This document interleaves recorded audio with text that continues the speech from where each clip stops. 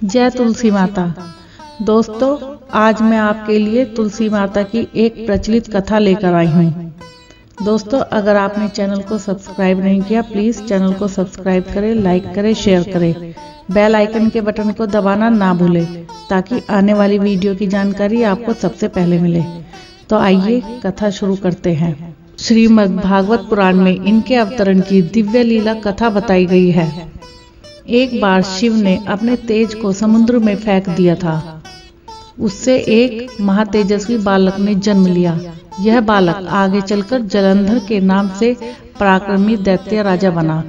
इसकी राजधानी का नाम जलंधर नगरी था।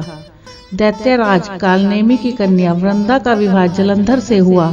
जलंधर राक्षस महाराक्षस था। अपनी सत्ता के मद में चूर उसने माता लक्ष्मी को पाने की कामना से युद्ध किया, परंतु समुद्र से ही उत्पन्न होने के कारण माता लक्ष्मी ने उसे अपने भाई के रूप में स्वीकार किया। वहां से पराजित होकर वह देवी पार्वती को पाने की लालसा से कैलाश पर्वत पर गया। भगवान देवाधिदेव शिव का ही रूप धर कर माता पार्वती के समीप गया, परंतु मां ने अपने योग बल से उसे तुरंत पहचान लिया तथा वहां से अंतर्ध्यान हो गई। देवी पार्वती ने क्रुद्ध होकर सारा वृतांत भगवान विष्णु को सुनाया। जालंधर की पत्नी वृंदा अत्यंत पतिव्रता स्त्री थी। उसी के पतिव्रत धर्म की शक्ति से जालंधर न तो मारा जाता था और न ही पराजित होता था।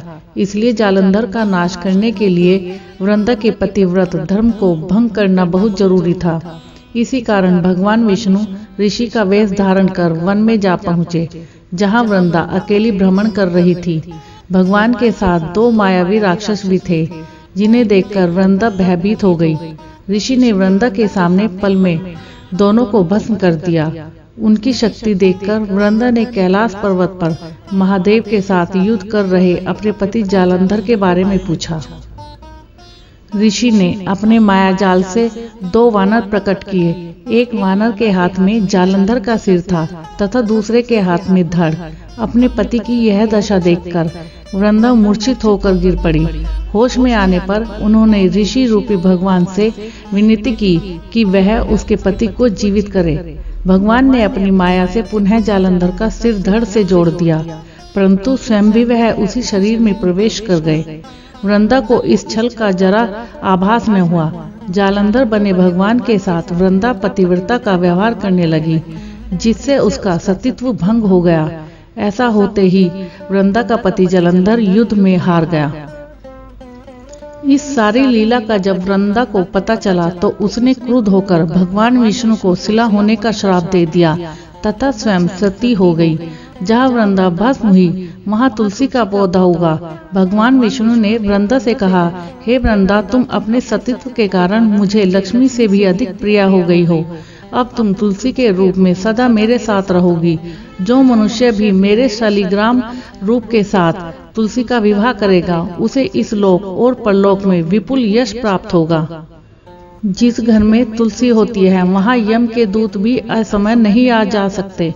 गंगा व नर्मदा के जल में स्नान तथा तुलसी का पूजन बराबर माना जाता है। चाहे मनुष्य कितना भी पापी क्यों न हो, मृत्यु के समय जिसके प्राण मंजरी रही तुलसी और गंगा जल मुख में रखकर निकल जाते हैं, वह पापों से मुक्त होकर वैकुंठ धाम को प्राप्त होता है। जो मनुष्य तुलसी व आंवलों की छाया में अपने पितरों का श्राद्ध करते हैं, उनके पितृ मोक्ष को प्राप्त हो जाते हैं। उसी दैत्य जलंधर की यह भूमि जलंधर नाम से विख्यात है।